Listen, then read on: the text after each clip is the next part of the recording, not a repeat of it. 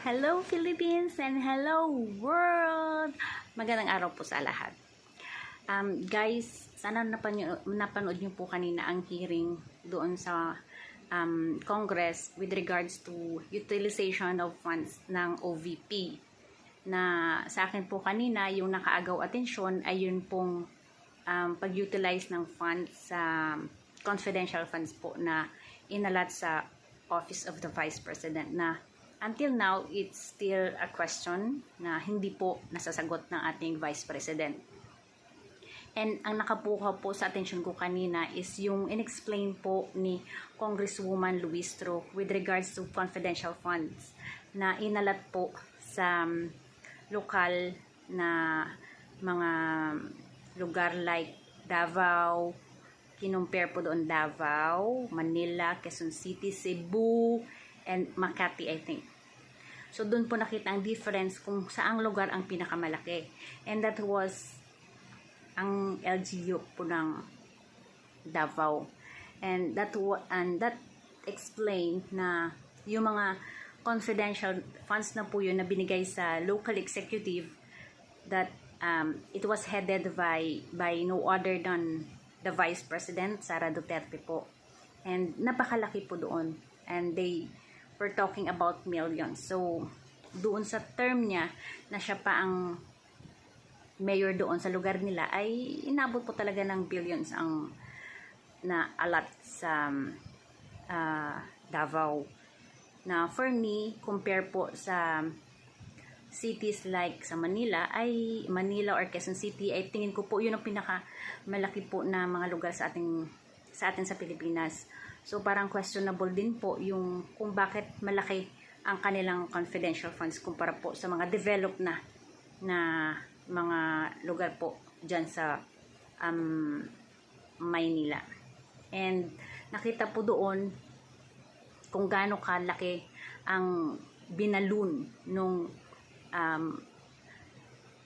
confidential funds nila. Though, of course, concern nga naman talaga sila sa tinatawag ng kapayapaan, pero na to the point na parang napakalaki naman yata ng binudget na hindi ma-explain kung saan ginastos nga po yun. So, tignan po natin ang explanation ni Congresswoman Luistro. Kasi po sa akin, bilang isang mamamayan na tinitingnan ang mga nangyayaring ito, ay talo po tayo dito. Kasi tayo po pinapatungan ng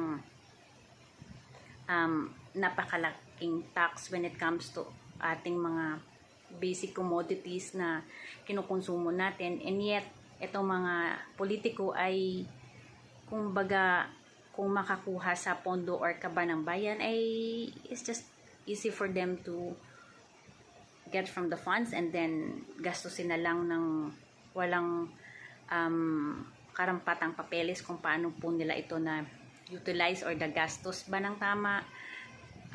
So tignan natin kung ano po ang masasabi po dito ni Congresswoman Luistro. And sana po lahat po tayo nanonood kasi kung hindi man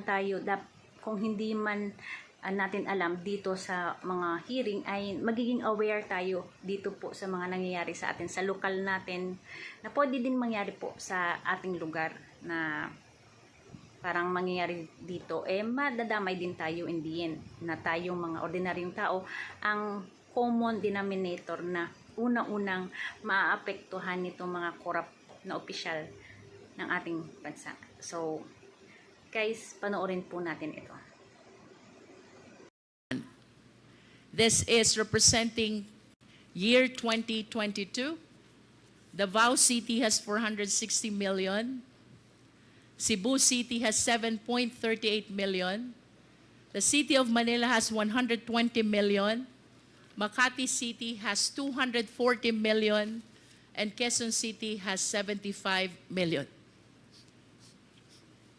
Nakakapagtaka lang po kung bakit nalampasan pa ng Davao ang City of Manila, ang Makati, ang Quezon City.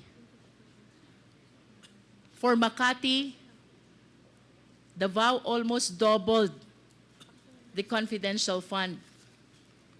For City of Manila, it almost tripled. the confidential fund. Ang Cebu City po was way left behind because it is only 7.38. So I just want to state for the record the huge disparity of the confidential fund of Davao City as compared with the other LGUs.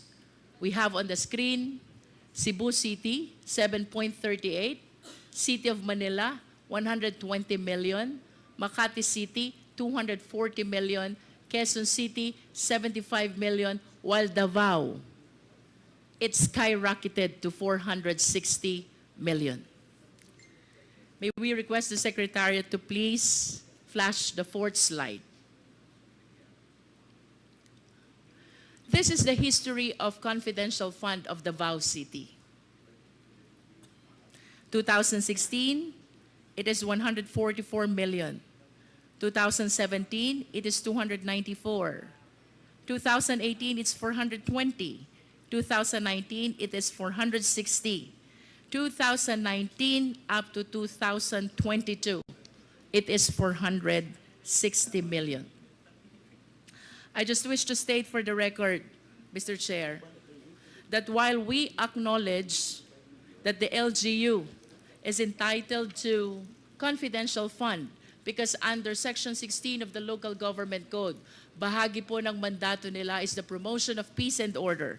I just wish to state for the record that during this time, 2018 to 2022, the mayor of Davao City, I believe, is no less than the vice president. And I wish to state for the record as well that the confidential fund that we're discussing about the OVP last quarter of 2022 and the first 3 quarters of 2023, the one in disposal is no less than our vice president as well. I wish to express I wish to lament that it seems to us that the confidential fund is being used comfortably. We have to emphasize that it is addressing a very important reason, and that is the promotion of peace and order, conduct of surveillance activities, including matters concerning national security. And if this is the case, Mr. Chair, I believe that the COA has to be very strict concerning the very loose, the very light, and the very few requirements which are being imposed in procurement and even liquidation of confidential funds. What I wish to point out, Mr. Chair, maluwag tayo sa confidential fund because we give value to matters concerning peace and order and national security. However, Mr. Chair, I observed na ito pong kaluagan na ito ay nagiging dahilan kung bakit ang COA ngayon are issuing the notice of disallowance and even this Congress is prompted to conduct an inquiry in aid of legislation. I wish to manifest my observation that the irregularities which have been observed in the utilization of confidential fund in the office of the Vice President should be checked as well with respect to the utilization of confidential fund of the Davao City during those time that the mayor